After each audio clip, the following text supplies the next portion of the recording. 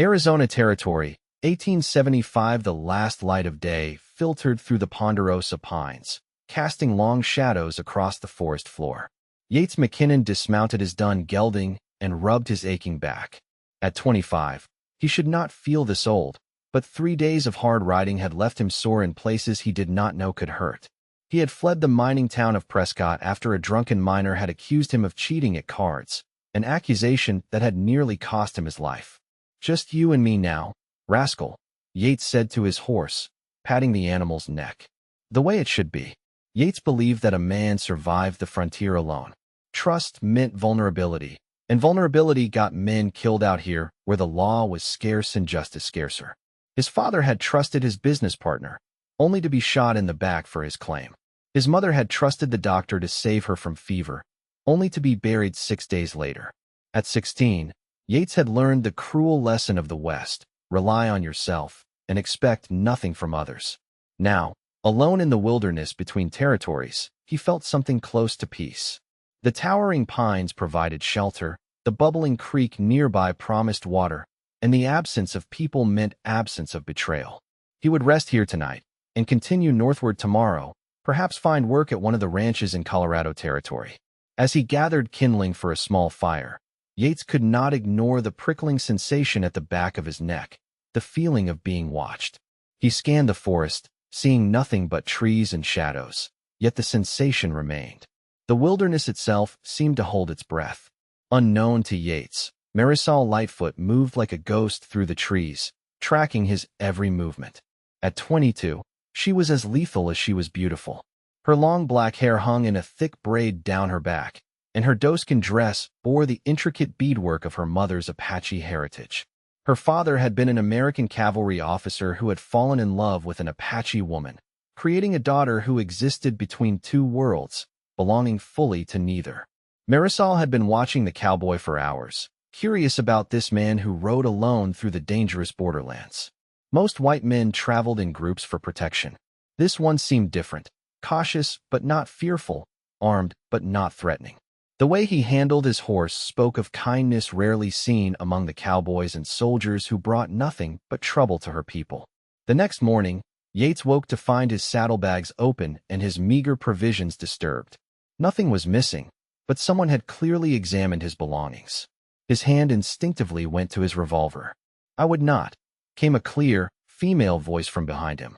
Yates froze, then slowly turned to find himself staring down the barrel of a Winchester rifle held by the most striking woman he had ever seen.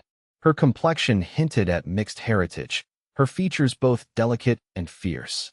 She looked to be a few years younger than him, with eyes so dark they appeared black in the morning light. "I mean no harm," Yates said carefully, his hands raised. "Just passing through." "These are Apache lands," she replied, her English perfect but accented with something he could not place. "Why do you travel alone, cowboy?" "Safer that way," he answered honestly.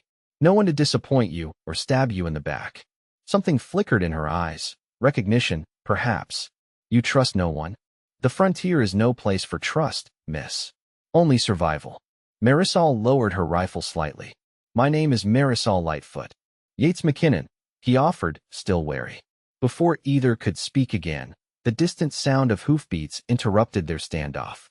Marisol's expression hardened. "Bounty hunters," she whispered. "They hunt my people. And now they will find you too." In that moment, their lives collided. Marisol could have disappeared into the forest, leaving Yates to face the riders alone. Instead, she made a decision that would alter both their destinies. "Come," she ordered, already moving swiftly through the trees. "If you stay, they will kill you just for being here." Yates hesitated only a moment before grabbing his saddle and following her. Something told him this woman might kill him herself, but the approaching riders would definitely kill him. Between certain death and possible death, the choice was clear. They led his horse deeper into the forest, moving with urgent purpose until they reached a small hidden cave behind a waterfall. Inside, Marisol explained that a band of notorious bounty hunters had been terrorizing both settlers and Apache alike, collecting rewards by bringing in Apache scalps, often not caring whether their victims were actually Apache or not. "Why help me?" Yates asked, suspicious of her motives. "Perhaps I am curious," she answered. A man who trusts no one is either very wise or very broken. Her words struck him like a physical blow. And which am I? Marisol merely smiled enigmatically. We shall see. For 3 days, they remained hidden while the bounty hunters searched the area. During that time, Yates learned that Marisol was the daughter of an Apache woman and an American officer who had deserted his post for love. Both her parents had been killed when she was 16, leaving her to navigate between two worlds that often rejected her. She had learned to hunt and track from her mother's people and to read and speak English from her father. You belong nowhere, like me, Yates observed one evening as they shared a small fire in the cave. No, Marisol corrected him. I belong everywhere. The mountains, the rivers, the forests, they are my home. It is you who belongs nowhere because you allow yourself no connections. Her insight disturbed him. This woman had known him for mere days, yet she saw through defenses it had taken him years to build. When it was safe to leave their hiding place, Marisol guided Yates through the forest, teaching him how to move silently, which plants were edible, how to find water in seemingly dry terrain. He found himself watching her, the grace with which she moved, the confidence in her expressions, the rare smile that transformed her entire face. I should continue north, Yates said one evening, though the words felt hollow even to his own ears. Then go, Marisol replied. No one stops you. Yet neither of them moved to part ways. Instead, they journeyed together toward a small trading post where Marisol occasionally exchanged pelts and beadwork for supplies. Along the way, they encountered a settler's wagon with a broken wheel. The family, parents, and 3 young children, eyed Marisol with suspicion that bordered on fear. Yates expected her to continue walking, to avoid the potential conflict. Instead, she approached them directly and offered assistance. Reluctantly, the settler accepted their help. Working together, Yates and Marisol repaired the wheel and helped the family continue their journey. They feared you because of your heritage, Yates said later. Yet you helped them anyway. Fear comes from not knowing, she replied simply. Perhaps next time they meet someone like me, they will remember kindness instead of stories. Her words challenged everything Yates had come to believe about the frontier. Was it possible to live by something other than suspicion and self-preservation? The question unsettled him deeply. At the trading post, they discovered that the bounty hunters had not given up their search. Marisol was recognized by the trader's wife, who whispered an urgent warning. The bounty hunters had learned of the half-breed woman in the area and had placed a price on her head. Why do they hunt you specifically? Yates asked as they hurried away from the trading post. Marisol's expression darkened. 3 months ago, they attacked an Apache family, a woman and 2 children. I killed 2 of their men while they slept in their camp. Their leader, a man named Reeves, has sworn vengeance. Yates was stunned by her calm admission of such violence, yet he could not condemn her actions. The frontier's harsh justice sometimes required harsh responses. You should leave me, Marisol said that night as they made camp miles from the trading post. Their quarrel is not with you. And go where? Yates surprised himself with the question. For the first time in years, the idea of riding alone held no appeal. Marisol studied him in the firelight, her dark eyes reflecting the flames. You begin to question your belief that a man must stand alone? Perhaps, he admitted reluctantly. Or perhaps I'm just tired of running. Their conversation was interrupted by distant gunfire. Without hesitation, they doused their fire and moved silently through the darkness until they came upon a horrific scene. The settler family they had helped days earlier, their wagon surrounded by mounted men. The father lay dead on the ground while the mother clutched her terrified children. Where is the Apache woman? Demanded a large man with a scarred face. Reeves, Yates presumed. The settler woman shook her head, either unwilling or unable to answer. Reeves raised his pistol toward one of the children. I'll ask once more. Before he could finish, Marisol stepped from the trees, her rifle aimed at Reeves. I am here, she called. Yates watched in horror as she deliberately drew their attention. 5 armed men against 1 woman were impossible odds. Without conscious thought, he stepped out beside her, his own revolver drawn. This doesn't concern you, cowboy, Reeves called, his gun still trained on the child. Step away and live. Can't do that, Yates replied, his voice steadier than his thundering heart. What followed was chaos, gunfire, shouts, the terrified screams of children. Yates took a bullet to his shoulder, but managed to drop 2 of the bounty hunters. Marisol's expert marksmanship accounted for 2 more. Reeves, seeing his men fall, retreated into the darkness, shouting promises of return and vengeance. Afterward, as Marisol bandaged Yates's wounded shoulder, the settler woman approached cautiously. "You saved my children," she said, her voice trembling. "Both of you." That night, as they made camp miles from the attack site, Marisol tended Yates's wound with herbs and poultices. "You risked your life," she said softly, "for people you do not know. For me." Yates winced as she cleaned the bullet wound. "Seems I've been wrong about some things. Such as, maybe the frontier isn't just about survival. Maybe it's about deciding what kind of survival matters." Marisol's hand stilled on his shoulder. "And what kind matters to you?" Yates McKinnon. "The kind that lets me look at myself in the mirror," he answered. "The kind that might include someone else beside me." Their eyes met in the firelight, and something shifted between them, a recognition, a possibility. Marisol leaned forward and kissed him gently, a question in the gesture. Yates answered by drawing her closer, his good arm around her waist.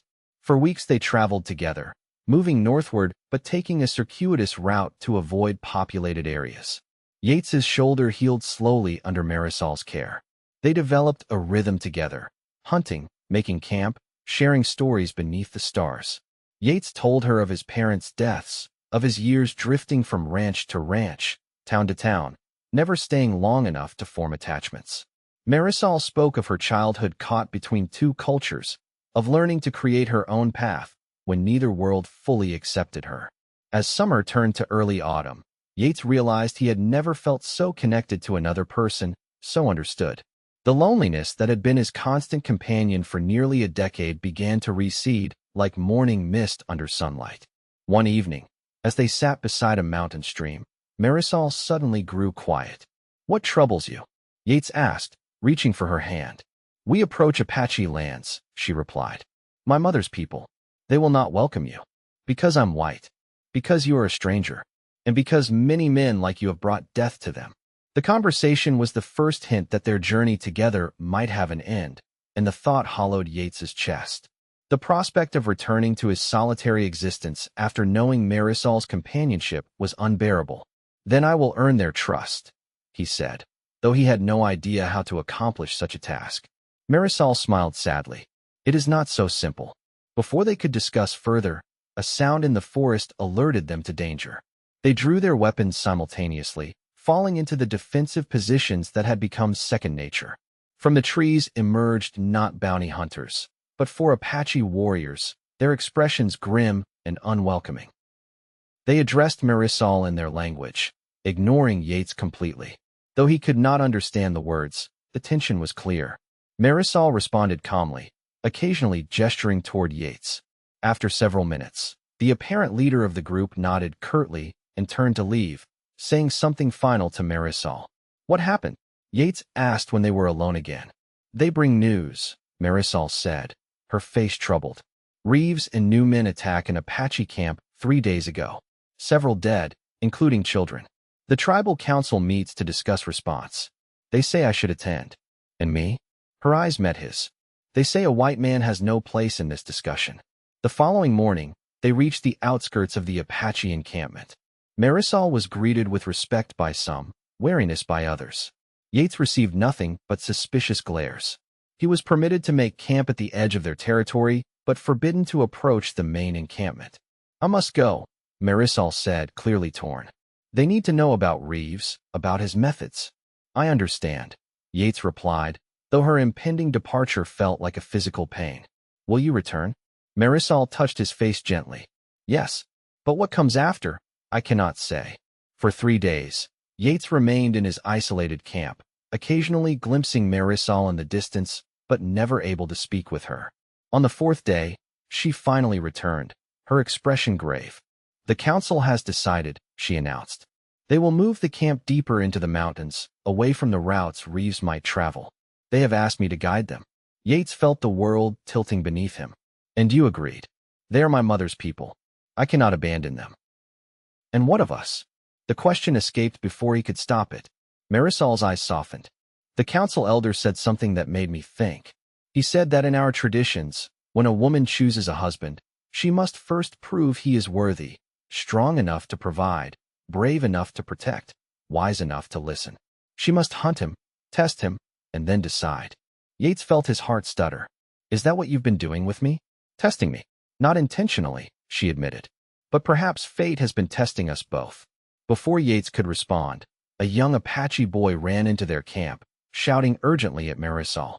Her face paled as she translated. Reeves. He followed us. His men attacked the camp now. They raced toward the sounds of gunfire, arriving to find chaos. Reeves and 8 men had surrounded the encampment, shooting indiscriminately at anyone who moved.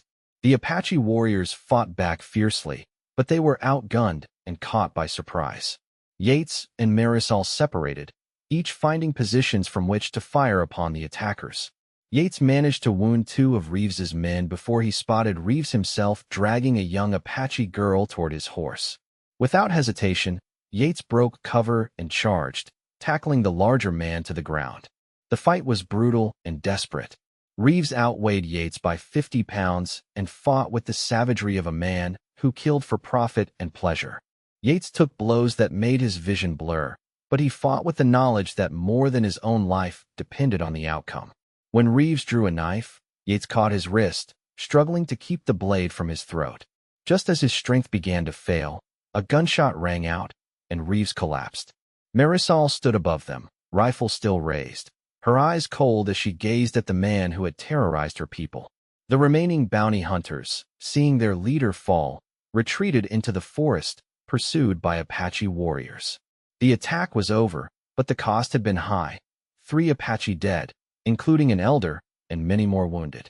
In the aftermath, Yates worked tirelessly alongside Marisol, helping to tend the wounded and repair damaged lodges.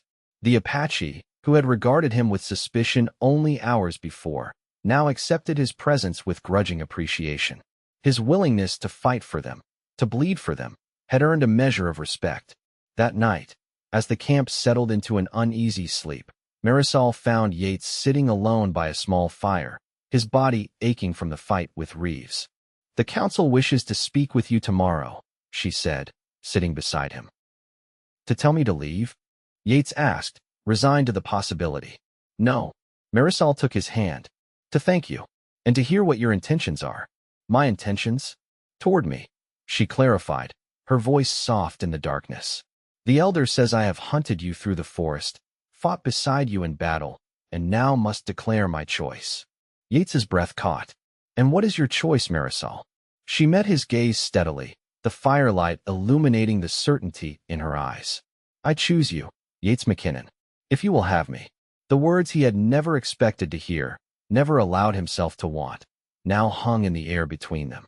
Yates had spent years believing that the frontier allowed no room for love, that connections were weaknesses to be avoided. Now, looking at the extraordinary woman before him, he recognized the falseness of that belief. "I have nothing to offer you," he said honestly.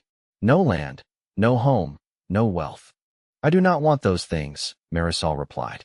"I want a man who stands beside me when the fight comes, who sees me for who I am, not what I am, who understands that strength comes not from standing alone, but from standing together." Yates pulled her into his arms, his heart fuller than he had ever known possible. "Then you have found him." The council meeting the next day was brief but significant. The elder acknowledged Yates's courage in the battle and, to his surprise, offered a proposal.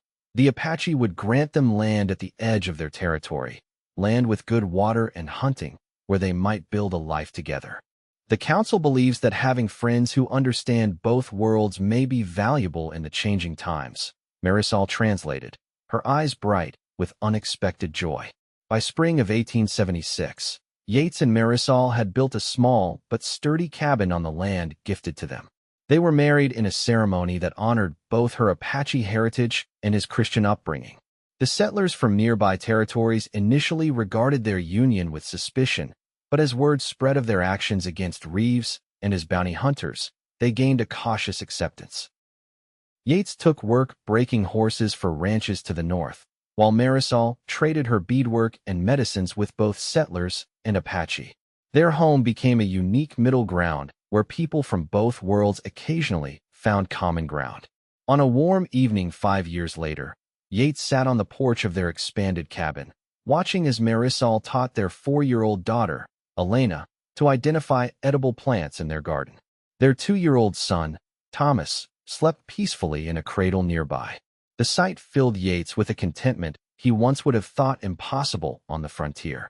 Marisol looked up, catching his gaze, and smiled. The smile that had first captured his heart in the lonely woods years ago. She rose and joined him on the porch, leaning against his shoulder. "Are you happy, husband?" she asked softly. Yates looked at their home, their children, and the woman who had tracked him through the forest and then chosen him as her own. "I once believed the frontier was no place for love," he replied. "That a man survived by standing alone, trusting no one." Marisol squeezed his hand. "And now I know that surviving isn't enough," he said, drawing her closer. "It's how we live that matters. And living means loving, even when it's dangerous. Especially when it's dangerous." As the sun set over their homestead, painting the sky in brilliant oranges and purples, Yates marveled at how completely his life had transformed. The young cowboy who once believed connection meant vulnerability had discovered a profound truth. True strength came not from isolation, but from the bonds forged in hardship and sealed with love. The Apache woman had indeed hunted the cowboy in the lonely woods, and in choosing him as her husband, she had given him not just her heart, but a home he never knew he was searching for.